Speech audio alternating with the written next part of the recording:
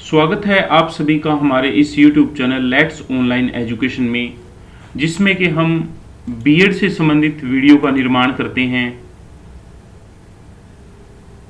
आज की इस वीडियो में हम चर्चा करेंगे चौधरी रणवीर सिंह यूनिवर्सिटी जींद द्वारा अभी हाल ही में बीएड के एनुअल एग्जाम यानी कि वार्षिक परीक्षा के लिए जो नया नोटिस अपडेट किया है के बारे में।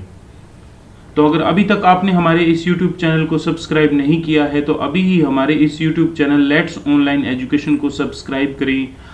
आप इसी नाम से हमें टेलीग्राम पर भी ज्वाइन कर सकते हैं।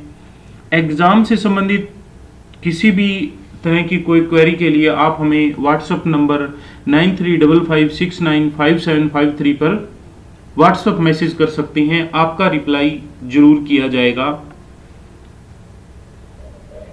काफ़ी लंबे समय से इस चीज़ पर एक तरह से सबके मन में आशंका थी कि हमारे वार्षिक परीक्षा कब होंगी, कैसे होंगी, किस रूप में होंगी, मैनुअल एग्ज़ाम होंगे या फिर ऑनलाइन परीक्षा होगी।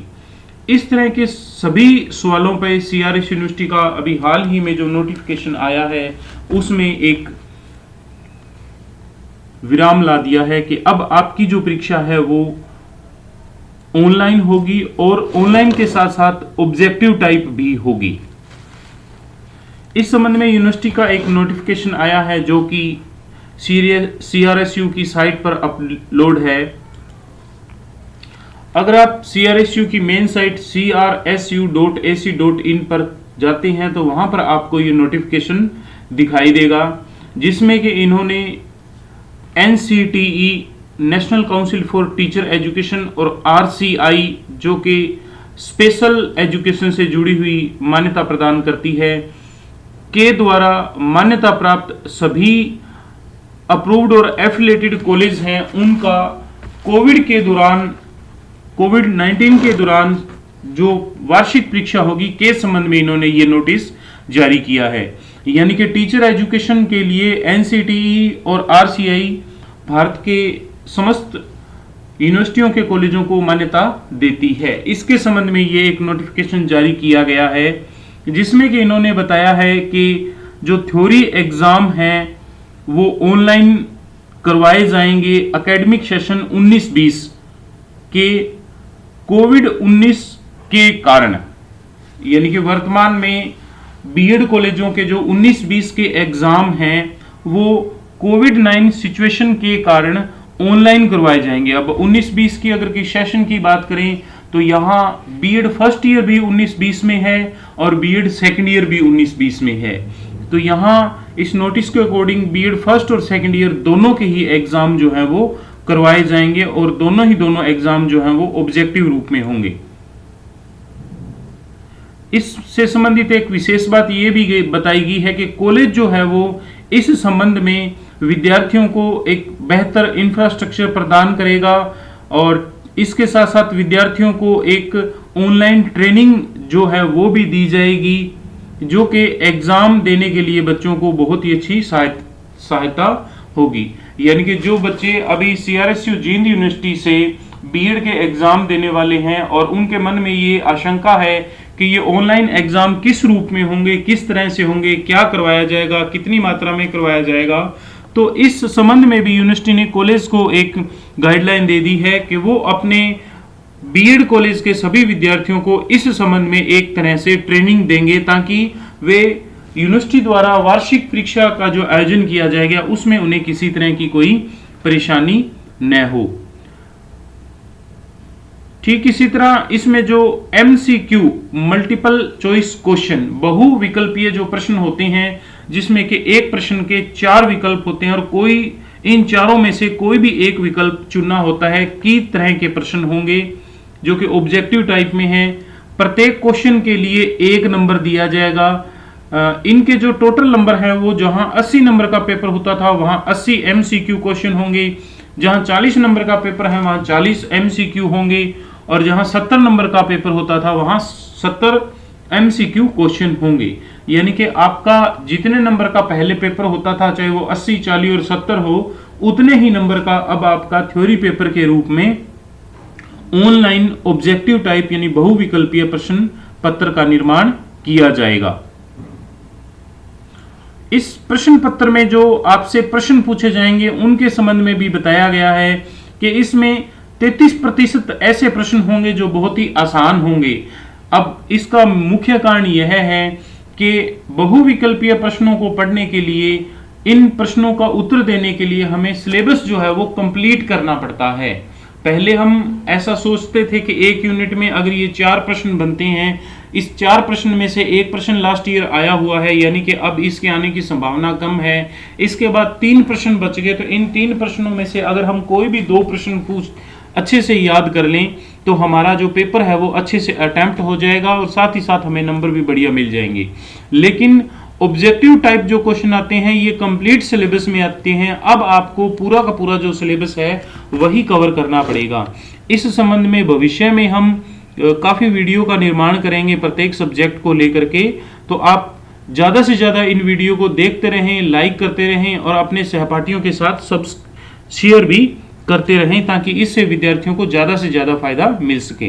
तो जैसा कि इस नोटिफिकेशन में बताया गया है कि 33% प्रश्न जो हैं वो बिल्कुल आसान होंगे। उसके बाद में 34% जो प्रश्न है वो मॉडरेट क्वेश्चन होंगे, यानी कि सामान्य होंगे, मतलब थोड़ा इजी से थोड़ा सा मुश्किल होगा।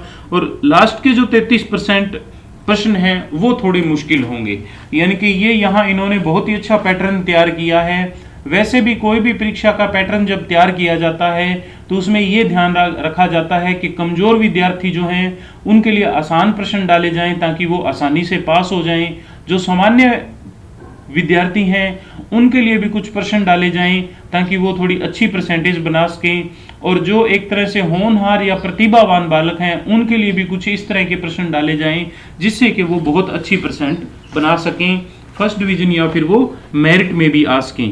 तो ये यूनिवर्सिटी के द्वारा एक बहुत ही अच्छा प्रयास है जिसके तहत तीनों ही तरह के प्रश्न जो हैं वो इस प्रश्न पत्र में निर्मित किए जाएंगे।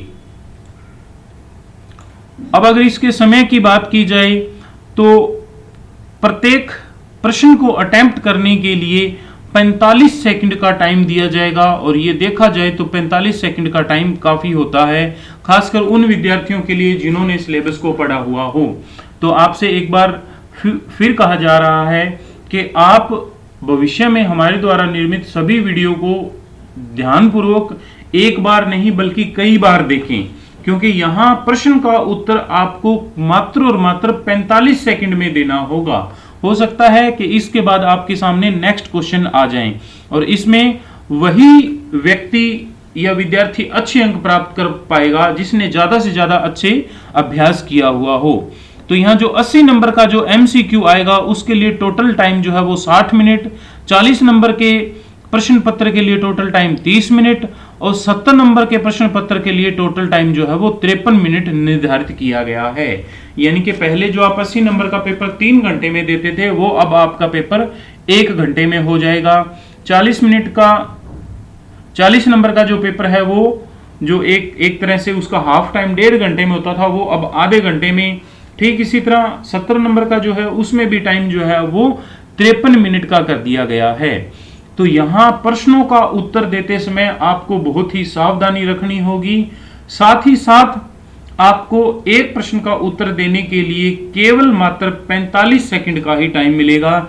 इसलिए आप हमारे इस YouTube चैनल को सब्सक्राइब करें, वीडियो को ज़्यादा से ज़्यादा लाइक और शेयर करें, हो सके तो कुछ व्हाट्सएप ग्रुप में भी इस वीडियो को भेजें ताकि ज़्यादा से ज़्यादा विद्यार्थियों को इस संबंध में बेहतर जानकारी प्राप्त हो सके। और भविष्य में हम जो इस संबंध में वीडियो का निर्माण करेंगे उन वीडियो को भी आप एक बार नहीं बल्कि कई बार देखिए जब तक आपको वो प्रश्न अच्छे से समझ नहीं आ जाते, क्योंकि यहाँ आपको सिर्फ और सिर्फ 45 सेकंड का समय एक प्रश्न को हल करने के लिए दिया जाएगा।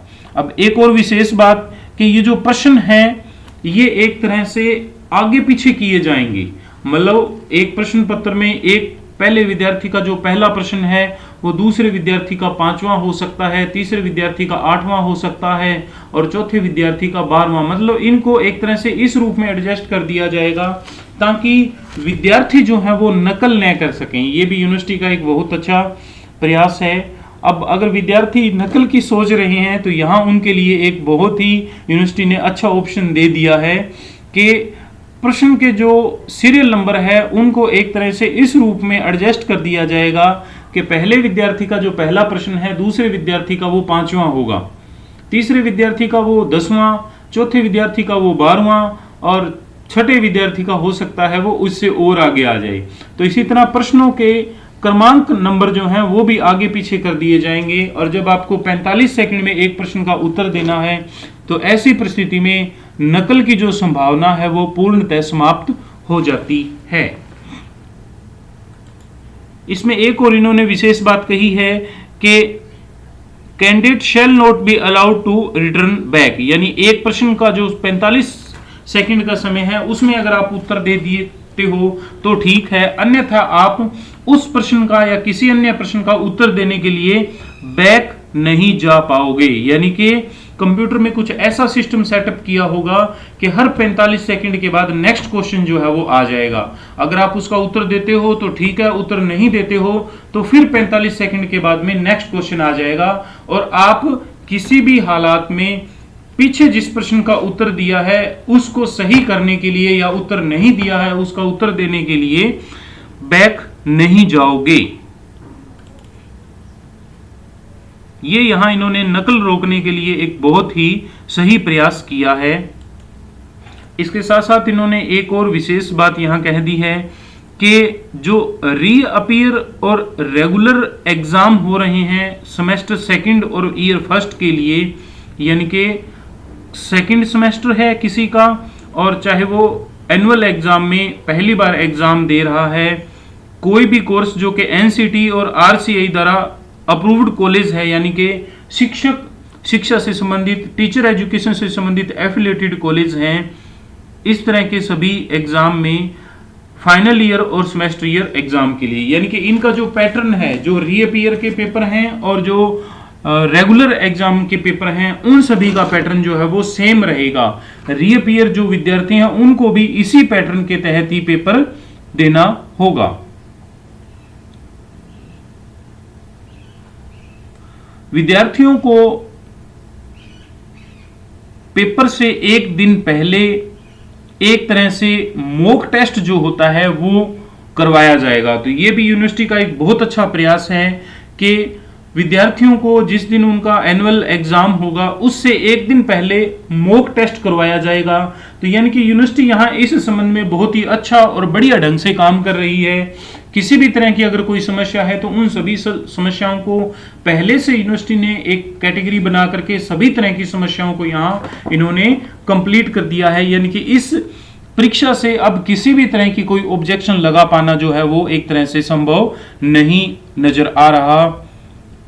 ये जो इस तरह से एमसीक्यू सीरीज में जो एक तरह से पेपर का निर्माण किया जा रहा है, ये सिर्फ और सिर्फ कोविड-19 सिचुएशन के दौरान इसी सेशन में ही मान्य होगी। यानी कि वर्तमान में आपका 2019-20 का जो सेशन चल रहा है, केवल मात्र इसी सेशन में ये एमसीक्यू सीरीज जो है वो मान्य होगी।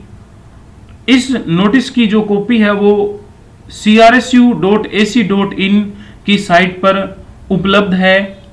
ये नोटिस जो है वो 26 सितंबर 2020 को आया हुआ है और पेपर कब से शुरू किए जाएंगे इस संबंध में इन्होंने एक जो डेट दी है 20 अक्टूबर 2020, जो कि टेंटेटिव है। यानी कि आपके जो एग्जाम है वो 20 अक्टूबर 2020 के आसपास होने की संभावना है। हो सकता है कि ये इससे कुछ दिन पहले भी हो सकते हैं और हो सकता है कि ये इससे कुछ दिन बाद में भी हो सकते हैं। तो ये एक तरह से टेंटेटिव एग्जाम की डेट शीट इन्होंने निर्माण की है या बताई है। पेपर में आने वाले प्रश्नों का अभ्यास करने के सिलसिले में अगर आप हमारे YouTube channel let's online education पर जाते हो और उसकी वीडियो पे क्लिक करते हो तो उसकी वीडियो में आप देख सकते हो कि यहाँ हमने बहुत सी वीडियो का निर्माण किया है। विशेषकर टीचर एजुकेशन के संबंध में हम बहुत सी वीडियो का निर्माण कर रहे हैं। इस YouTube चैनल पर अगर आप देखते हो तो यहाँ आपको हमने एजुकेशन के संबंध में वीडियो जो है उनका निर्माण किया हुआ है। जैसे ये लास्ट ईयर के क्वेश्चन पेपर वगैरह हैं, ये अब MCQ सीरीज के तहत आपके एक तरह से काम वर्तमान सेशन में काम नहीं आएंगे। ये हमने important question environment education, guidance and counselling, health and physical education, gender, school and society, understanding discipline and subject language across the curriculum, knowledge creating and inclusive knowledge and curriculum, यानी BEd second year के जितने भी paper हैं उन सभी के important question के बारे में हमने वीडियो का निर्माण किया हुआ है। ठीक इसी तरह सामाजिक अध्ययन, हिंदी शिक्षण, assessment for learning, learning and teaching, contemporary India and education, childhood and growing up, जो बीएड फर्स्ट ईयर के प्रश्न पत्र हैं के बारे में वीडियो का निर्माण किया हुआ है। इसी तरह आपके टीचिंग सब्जेक्ट आप किस रूप में लोगे के बारे में वीडियो का निर्माण है। तो इन सभी वीडियो में अगर आप देखोगे तो ये जैसे हरियाणा सामान्य ज्ञान की कुछ वीडियो का निर्माण किया गया है, ये शिक्षा मनोविज्ञान से संबंधित कुछ वीडियो है, इसी तरह कंप्यूटर से संबंधित कुछ वीडियो का निर्माण किया गया है। ये वही वीडियो और प्रश्न हैं जो अधिकतर परीक्षाओं में पूछे गए हैं। अब मूलतः अगर आप इसमें देखोगे तो RPSC यानी कि राजस्थान पब्लिक सर्विस कमीशन द्वारा 2014 में जो फर्स्ट ग्रेड के लिए प्रश्न पत्र का निर्माण किया गया था, उन प्रश्न पत्रों में जो शिक्षा मनोविज्ञान के जो प्रश्न पूछे गए थे के संबंध में हमने जो प्रश्न पत्र थे उनमें से केवल शिक्षा मनोविज्ञान के पार्ट को उठा करके उसका एक सॉल्यूशन वीडियो यहाँ करवाया हुआ है। जैसे आप ये देख सकते हो कि RPSC ने 2014 में फिलोसफी सब्जेक्ट को लेकर के जो प्रश्न पत्र का निर्माण किया था उसमें से जो प्रश्न थे के बारे में वीडियो का निर्माण किया है। तो अगर आप चाहो तो ऑप्शन के रूप में जब तक नई वीडियो नहीं आती है MCQ सीरीज के तहत, तब तक आप इन वीडियो को भी एक तरह से देख सकते हो।